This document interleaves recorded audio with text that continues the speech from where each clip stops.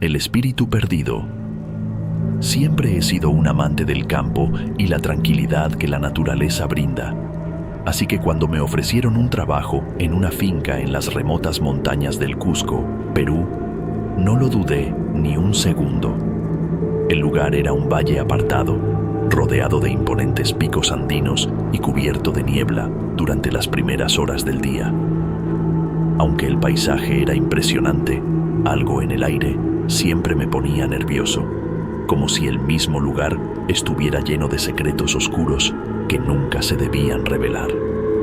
La finca tenía una antigua construcción de adobe que había pertenecido a una familia local que, según me dijeron, había desaparecido misteriosamente hace años.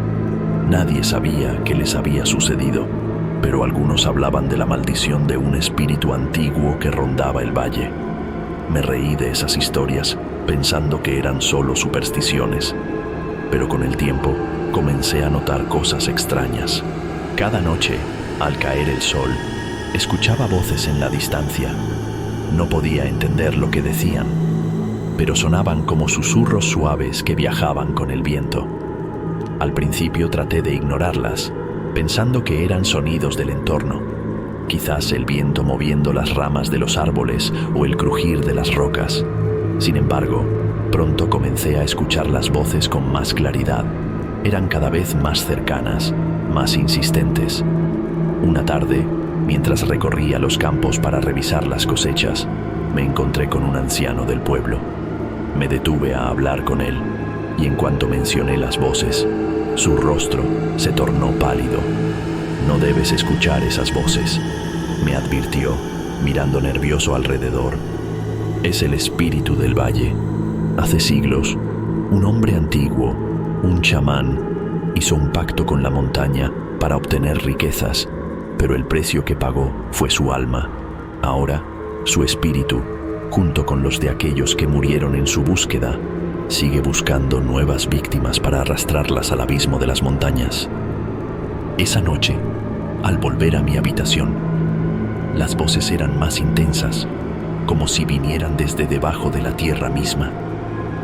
Sentí un frío que me recorría la espalda, y al mirar por la ventana, vi una figura difusa en la oscuridad, moviéndose lentamente entre las sombras de las montañas. No pude ver su rostro, pero sabía que me observaba. Mi respiración se aceleró, y al darme vuelta, la figura desapareció, como si nunca hubiera estado allí. Con los días, la sensación de ser perseguido se volvió más opresiva. Empecé a ver cosas en las esquinas de mi visión, sombras que se movían, figuras que desaparecían al girar la cabeza. Una noche, no pude más.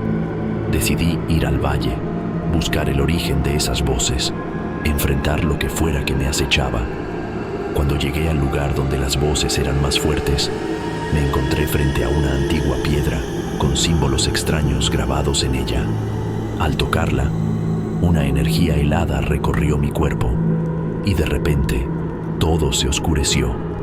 Desperté en un lugar que no reconocía.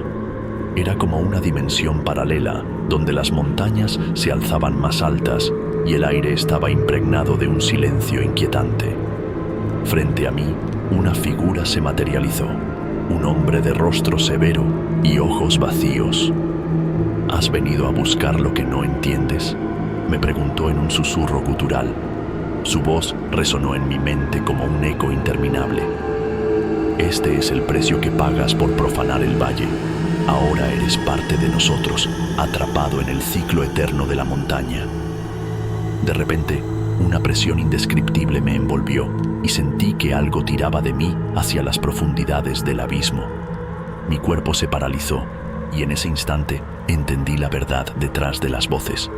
Eran las almas perdidas de aquellos que, como yo, habían osado caminar demasiado cerca de lo prohibido.